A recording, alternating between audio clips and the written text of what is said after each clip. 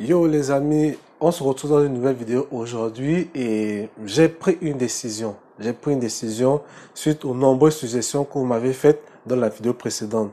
Donc, dans la vidéo précédente, justement, je vous partageais la difficulté que j'avais de choisir entre vendre mon véhicule pour entreprendre, vendre le véhicule pour payer une certification ou garder le véhicule par rapport à la mobilité qu'il m'accordait, par rapport à ma facilité de déplacement que ce véhicule m'apportait. Donc, dans cette vidéo aujourd'hui, je vais vous donner ma réponse vis-à-vis de vos suggestions et ensemble, on verra, vous me direz si c'est une bonne décision ou une mauvaise décision. Donc, regardez la vidéo jusqu'à la fin. On est parti.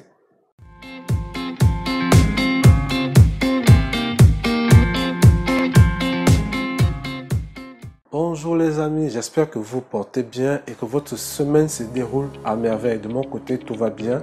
Le travail pour lequel je suis venu ici, il évolue, il arrive presque à sa fin.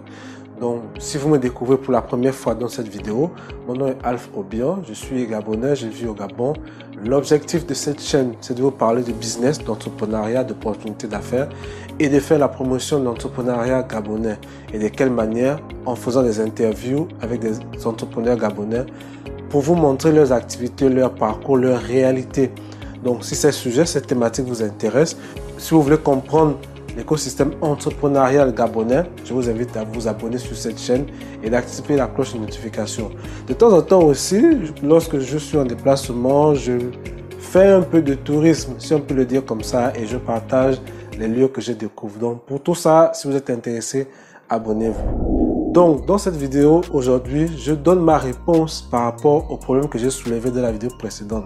Si vous n'avez pas suivi cette vidéo-là, allez sur la vidéo qui s'affiche ici, vous allez comprendre de quoi je parle. Donc dans cette vidéo, j'indiquais simplement que j'avais du mal à faire un choix entre si je dois vendre mon véhicule pour financer un projet que j'ai ou vendre mon véhicule pour financer une certification que je veux passer et qui coûte quand même suffisamment d'argent, ou simplement garder mon véhicule. Donc vous avez été une dizaine de personnes à intervenir, chacun a donné son avis. Et donc ce qu'on va faire, c'est que avant que je vous donne ma décision finale, on va voir vos suggestions, on va les commenter et comme ça, vous allez comprendre comment et pourquoi j'ai décidé de prendre cette décision-là. Donc, donnez-moi juste quelques secondes pour que je puisse m'asseoir. Bon, alors pour faire simple, je vais me rendre sur mon ordinateur et on va voir ensemble les commentaires des personnes qui ont justement partagé leur avis. Et comme ça, je vais vous répondre en même temps dans cette vidéo. Le premier commentaire, il vient de Franck, donc qui me dit: salut Alf, vendre la voiture n'est pas une bonne idée, déjà que l'acheter n'est pas facile non plus. On n'est pas par exemple dans un cas d'urgence où il faut rembourser une dette, payer une opération à l'hôpital. Si tu as bien réfléchi par rapport à ton projet, tu peux toujours patienter et voir comment avoir des fonds. Conclusion, ne pas vendre le véhicule car il est utile et pour le projet, tu peux attendre même un an, pourquoi pas. Bon, alors, attendre un an, je trouve que c'est long quand même. Parce que ça fait longtemps que j'ai ce projet-là. Attendre encore un an, sachant que les projets aujourd'hui, beaucoup de personnes peuvent avoir la même idée et c'est le premier à se lancer et surtout à très bien faire les choses qui peut voilà, prendre tout le marché. Donc, un an, c'est quand même long.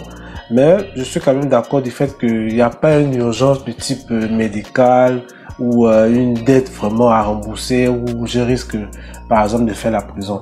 Donc voilà un peu ce que je peux dire à Franck. Moi je peux pas attendre pendant un an. Un an c'est quand même assez long. Deuxième commentaire, il vient de Ponce Smithers.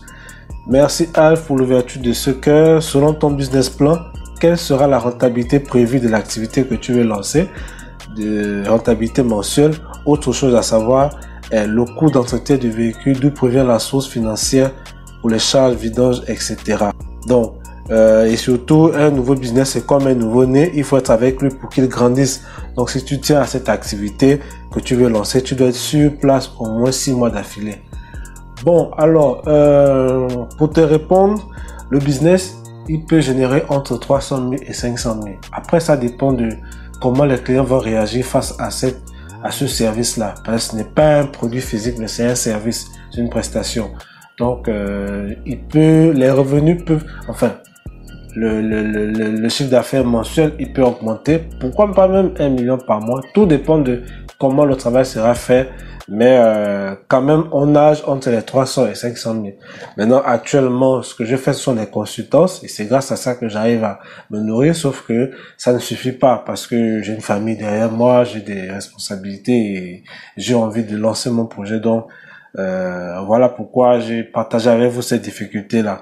Mais oui, si je dois le lancer, évidemment, j'aurai tout mon temps que je vais lui accorder. Si moi c'est peu, je serai là pour tout le temps, je serai que sur ça. Donc voilà. Troisième commentaire, Valère John. Mon frère, l'entrepreneuriat est vraiment compliqué. Donc moi, à ta place, je garde le véhicule que je place en location pendant le week-end. Car tu vas te priver du véhicule le week-end ou à défaut, je mets le véhicule en location pendant une certaine durée pour financer mon projet. Donc ça, c'est l'avis de Valère.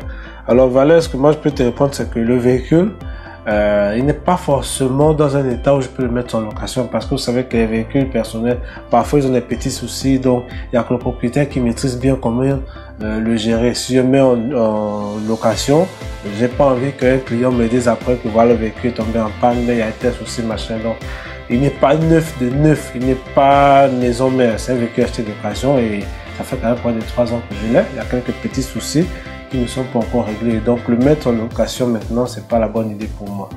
Mais évidemment, s'il était en occasion, il était en état parfait, ça aurait été une très bonne idée. Mais je la garde en mémoire, c'est une bonne idée. Quatrième commentaire, il vient de Faustin, Jean-Faustin Louembe, qui me dit, frère, tu peux revenir dans l'activité qui t'a permis d'avoir ce véhicule. Vendre va te pénaliser et tu dépenseras encore plus en taxi. De plus, si tu vivais à Port-Gentil, on pouvait comprendre quand les distances ne sont pas longues, alors tu pourrais vendre le véhicule sans problème. Tel n'est pas le cas à Libreville. Si le montant auquel tu vends la voiture peut permettre de résoudre ton souci et aussi payer une autre, c'est encore mieux. Bon, déjà, j'ai pas envie de me relancer dans le marketing des réseaux à fond pour des raisons assez personnelles. Je n'ai pas encore partagé ça sur la chaîne. Certainement, je le ferai un jour. Mais j'ai pas envie de me le reprendre avec un MLM parce qu'il y a des réalités en interne qui font que je préfère temporiser à ce niveau-là. Maintenant, oui, effectivement, si je vis à Port-Gentil, les distances ne sont pas les mêmes, mais la mobilité est la même. Quand on a un véhicule et qu'on veut se rendre où on veut, peu importe la ville dans laquelle on se trouve, on veut se rendre à tout moment, à tout lieu, au moment où on le souhaite. Donc, la mobilité, elle ne change pas selon les villes ou les régions. Donc, voilà. Maintenant, la vente du véhicule ne me permettrait pas et de financer le projet et de racheter un autre véhicule. Non, ce n'est pas un véhicule qui vaut 10 millions actuellement où tu peux facilement financer un business de 5 millions et ensuite tu peux acheter un véhicule de 5 millions. Non, ce n'est pas le cas. Alors, Gervais Régis Mabiala, bonsoir. Vends le véhicule après avoir prié le Seigneur Jésus-Christ qui t'aidera à voir si le business est profitable et va générer rapidement, sinon ne le vends pas. Bon, déjà, la prière, dire que c'est la prière de Jésus-Christ qui va nous permettre de savoir si le business est bon ou pas. Je préfère ne pas entrer dans ce type de débat parce qu'on part du principe qu'un projet, on analyse le marché, on s'assure d'avoir un produit qui va répondre à un besoin sur le marché. Et surtout que des gens seront prêts à payer la somme qu'il faut pour commander ce produit-là ou solliciter cette prestation. Maintenant, bien entendu, par la suite, tout business, il faut aussi prier qu'il fonctionne. Donc, s'il faut juste vendre et après il faut prier pour vérifier si le projet est bon, ça c'est à chacun de voir et puis réfléchir là-dessus. Il y a Fernand Zogo qui me demande de faire un live. Oui, c'est vraiment un bon sujet de live parce que beaucoup de personnes sont dans cette situation-là. Et voilà, j'espère que vous profitez de cette occasion pour voir comment c'est aussi difficile. Maintenant, faire un live, je n'ai pas forcément tout l'équipement pour le faire maintenant. Je ne suis pas chez moi à Libreville, je suis hors de Libreville.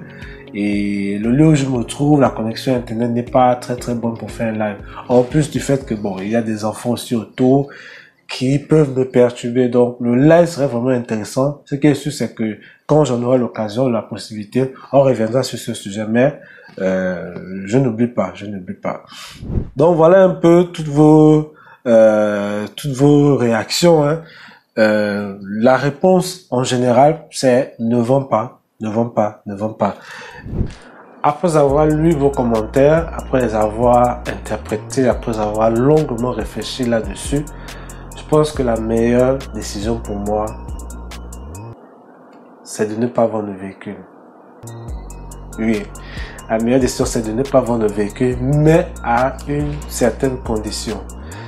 Ce que je vais faire entre-temps, les 6 prochains mois, ce sera de chercher un boulot qui va me permettre de pouvoir épargner suffisamment pour financer le projet ou pour financer la certification. Parce que oui, c'était ces deux activités-là qui devaient servir que je devais financer si je vendais le véhicule. Donc, je vais garder le véhicule. Je vais me donner jusqu'à septembre. Oui.